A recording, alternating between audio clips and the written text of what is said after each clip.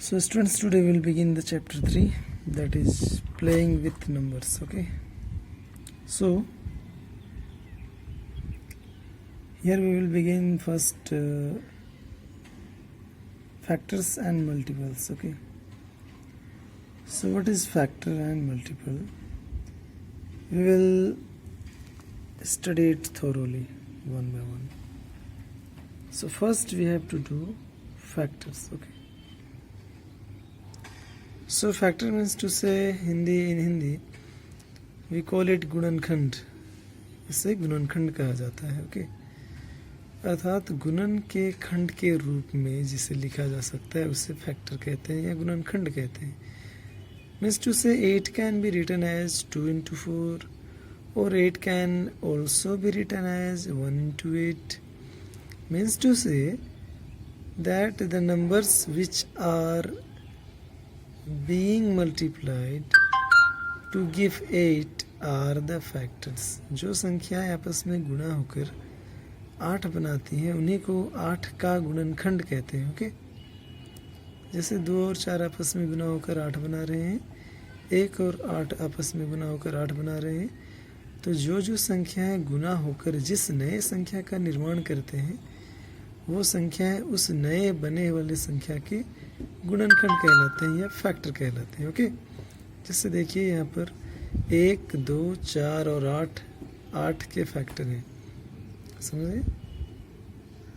मैं दोबारा कह रहा हूँ, जो संख्याएं आपस में गुणा होकर के किसी नए संख्या का निर्माण करते हैं तो जो गुणा हुए हैं वे संख्याएं उसके गुणनखंड कहलाते हैं, क्योंकि 8 को 2 गुना 4 के अर्थात 2 और 4 के गुणन के खंड के रूप में लिखा जा सकता है. Okay,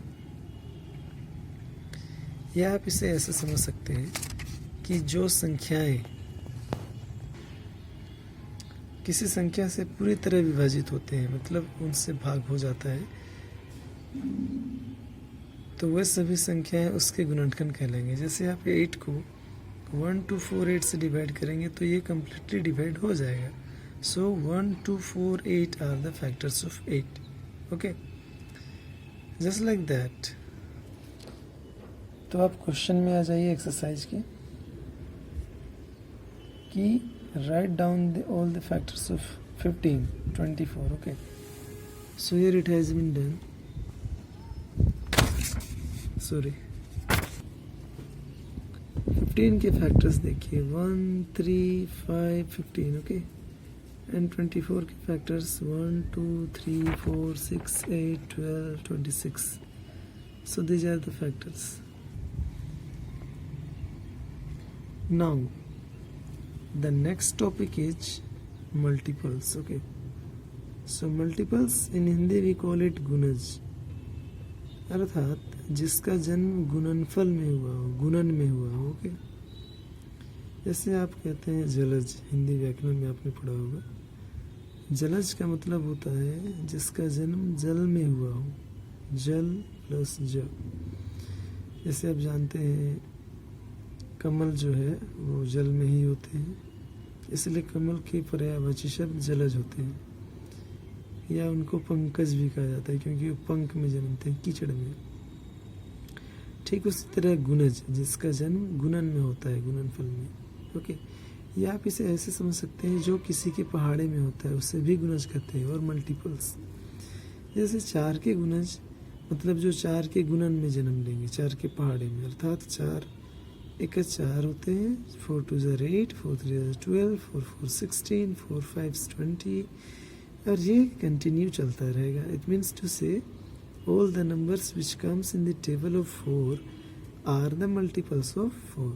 Okay, so it's not any difficult thing for you, I think. I repeat, जो किसी के पहाड़े में आएंगे वो उसके गुणज कहलाएंगे या मल्टीपल्स इंग्लिश में. सो 4 के टेबल में आने वाले सारे नंबर्स 4 के मल्टीपल्स कहलाएंगे. And multiples can never end. Okay, अब जितने पहाड़े बोलोगे वो सभी उसके मल्टीपल ही होंगे. So come to the question number 2. Write the first 6 multiples of each of the following. इनके पहले आने वाले 6 multiples लिखिए. So here I have done the first 6 multiples. So just simply say the table.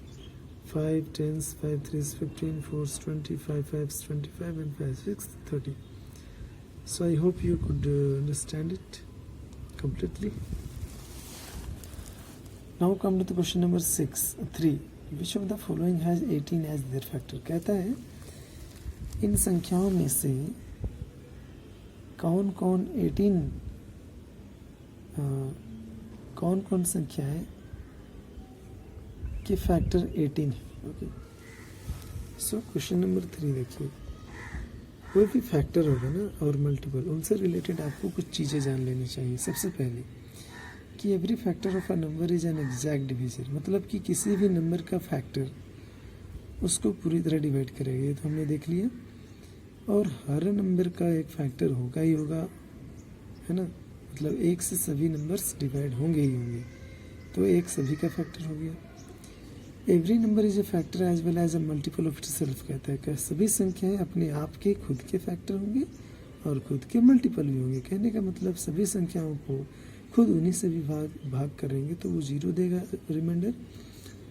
और सभी संख्याएं खुद के टेबल में भी आते हैं, इसलिए वो खुद के ही क्या हो गए, मल्टीपल हो गए.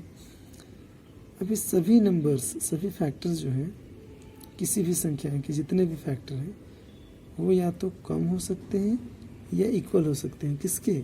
उसी संख्याओं के. ओके,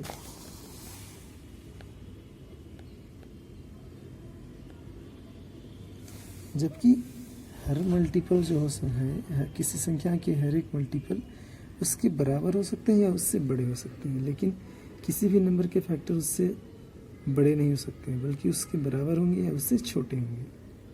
जैसे आप 15 के फैक्टर ले रहे हैं, 1 3 5 15, क्या 15 का ऐसा कोई फैक्टर हो सकता है जो 15 से बड़ा होगा? तो आपका डेफिनेटली आंसर होगा नहीं, क्योंकि वो इसे 15 को डिवाइड ही नहीं कर सकता है कंप्लीटली, मतलब वो फैक्टर नहीं है. ओके, जबकि मल्टीपल आप देख सक रहे हो कि 4 है तो 4 के मल्टीपल 4 खुद हो सकते हैं या 4 से बड़े, बट 4 से छोटे नहीं. मीन्स टू से फैक्टर्स उससे छोटे या उसके बराबर हो सकते हैं उस नंबर के, बट मल्टीपल्स उसके बराबर होंगे या उससे बड़े, उससे छोटे नहीं. Okay, so keep it in your mind.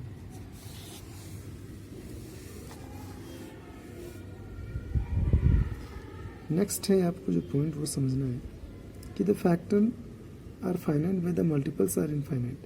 देखिए फैक्टर्स लिमिटेड होते हैं लेकिन मल्टीपल्स जो होंगे वे इनफाइनाइट होंगे. आप जितने पहाड़ी जानोगे वे सारे के सारे उसके मल्टीपल्स होंगे. ओके, एंड लास्ट कहता है अगर किसी नंबर के सभी फैक्टर्स को आप जोड़िएगा तो उस नंबर के 2 गुना होता है. क्या होगा? 2 गुना. ऐसी स्थिति में उस नंबर को परफेक्ट नंबर कहा जाता है. ओके, जिसे हम लोग आगे पढ़ेंगे यहाँ पर.